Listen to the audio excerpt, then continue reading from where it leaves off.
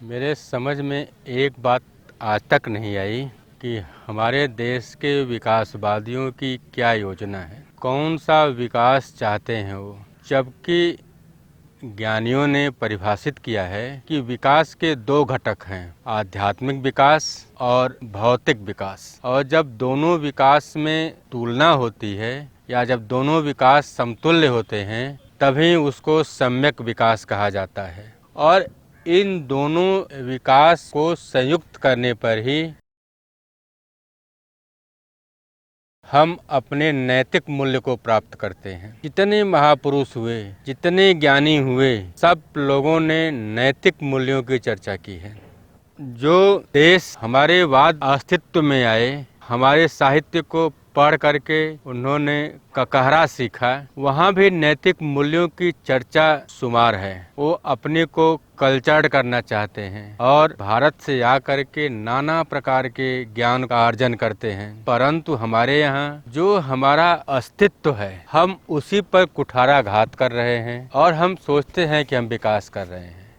बहुत मौलिक प्रश्न है, क्या शरीर से प्राण को निकाल करके शरीर की रक्षा की जा सकती है? और इसका उत्तर हर व्यक्ति जानता है, चाहे वह पढ़ा हो या नहीं पढ़ा हो, वह ज्ञानी हो या मूर्ख हो, कि प्राण को निकलते ही यह शरीर मिट्टी हो जाती है, मृत हो जाती है। उसी तरह से अगर गंगा नहीं रही तो यह भारत निष्प्राण हो जाएगा, संस्कृति निष्प्राण हो जाएगी, हम शब्द शून्य हो जाएंगे। परंतु यह कौन सा मापदंड है, कौन सी योजनाएं हैं जो गंगा को समाप्त करने के लिए अनवरत कार्य कर रही हैं। मुझे वो घटना याद है, 29 अक्टूबर 2005 को टिहरी डैम को भरने के लिए T2 टनल को बंद कर दिया गया और भारत को यह झूठ परोसा गया कि गंगा की धारा अविरल है। उसका अवलोकन करने के लिए हम लोग टिहरी के उस T2 पॉइंट पर पहुंचे थे और देखा गया कि गंगा अविरल नहीं है,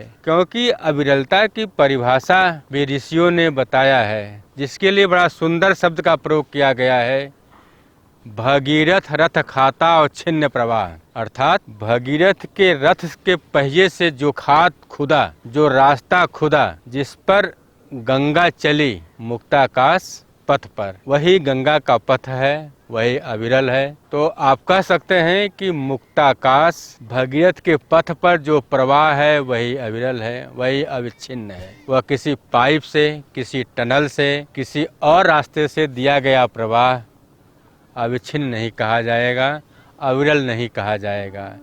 जिसकी वकालत मैं 2005 से कर रहा हूँ। वहाँ भी जिस बुलडोजर को, जिस पोकलेन को मैंने गरजते हुए देखा, वही बुलडोजर, वही मशीनें आज काशी में भी गरज रही हैं। वहाँ पहाड़ तोड़ रही थी, पहाड़ में गंगा को बांध रही थी, और यहाँ गंगा को ही दो फांट में बांट रही हैं। किसके लिए साहब? विकास के लिए।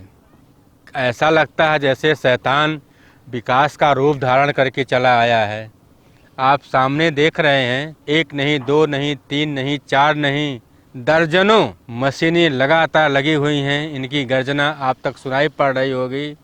उसके नीचे एक अत्याधुनिक मशीन डाली गई है जो गंगा को 6 मीटर नीचे तक खोद करके खाद बना रही है। गंगा के लिए नहीं, आप ये भ्रम मत पालिएगा। वो बना रही है कि हल्दिया से चलने वाला डेक, क्रूज, मालवाहक, पर्यटक ले करके वह आसानी से जाए, और उनके जो चलने की गति होगी, उसका जो दबाव होगा, क्या आपको लगता है कि यह 6 मीटर गहरी बालू की रेत वाली दीवार सह पाएगी?